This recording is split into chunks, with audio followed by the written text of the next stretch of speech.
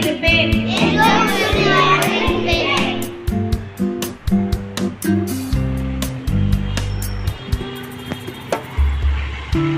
தனித்திறன்களை வளர்த்துக்கொண்டு சில மாணவர்களின் திறன்கள் வெளிப்பட ஊக்கமளித்தேன். பள்ளி வளாகத்தையும் வகுப்பறையையும் தூய்மையாக வைத்திருக்க முழு ஒத்துழைப்பு தருவேன்.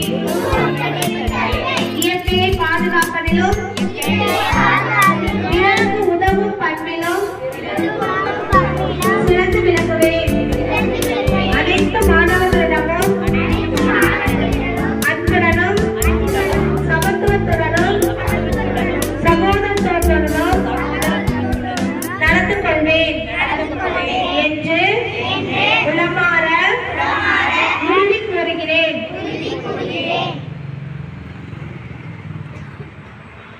பகிர்முத்த குழு நீ தேர்ந்தெடுத்தாச்சுமா, அந்த குழு உறுப்பினர்கள் அந்த லீடர் வந்து ஸ்கூலையும் நீங்க தான் பார்த்துக்கணும், வளாகத்தை சுத்தமா பார்த்துக்கணும், குழந்தைகளை வந்து வரிசையா கூட்டிட்டு போயிட்டு வரணும். சரியா? அதெல்லாம் முறையா பார்த்துக்கோங்க. அதே மாதிரி நீட்டா வரணும்.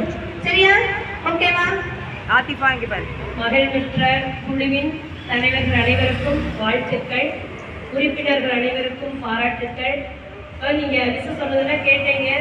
அதன்படி நம்ம பள்ளி வளாகம் தூய்மை, அதே போல கழிப்பிட பகுதிகள், தண்ணீர் வருதா, நம்ம எல்லாமே நம்ம ஸ்கூல் சார்ந்து என்னென்ன நம்ம மாணவர்களுக்கு தேவையோ, நமது பள்ளியினுடைய நலனுக்கு தேவையோ, நீங்க எல்லாருமே ஒத்துழைப்பு கொடுத்து நமது பள்ளியினுடைய வளர்ச்சிக்கு உறுதுணையா இருக்கணும்னு சொல்லிட்டு இந்த மகிழ்வுற்றம் பதவியேற்பு விழாவில் நான் உங்களை கேட்டுக்கொள்கின்றேன்.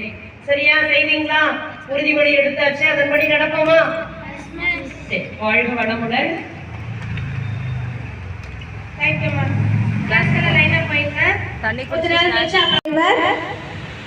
ஆதிஃபா. Very good. SS Darshan. Darshan பாய்ஸ்ல, கேர்ள்ஸ்ல ஆதிஃபா, பாய்ஸ்ல தர்ஷன். கேப்டன். சரியா கண்ணா? அவங்க முன்னாடி வந்துருங்கம்மா. குறிஞ்சி குழுவின் தலைவராக 5ஆம் வகுப்பு ஆதிஃபா மற்றும் எஸ்எஸ் தர்ஷன் தேர்ந்தெடுக்கப்படுகிறார்.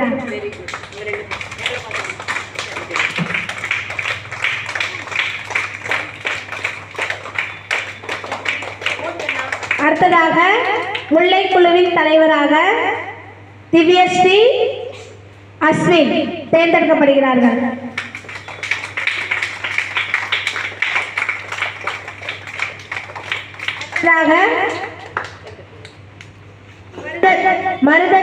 மருத குழுவின் தலைவராக ஹரிப்பிரியா, சாய் ரூபேஷ் இருவரும் தேர்ந்தெடுக்கப்படுகிறார்கள். அடுத்ததாக நெய்தல் குழுவின் தலைவராக ஹரிசரண், சிவன்யா இருவரும் தேர்ந்தெடுக்கப்படுகிறார்கள். அடுத்ததாக பாலை நிலத்தின் தலைவராக நோபி ஹுசைன், அக்ஷயா ஸ்ரீ இருவரும் தேர்ந்தெடுக்கப்படுகிறார்கள்.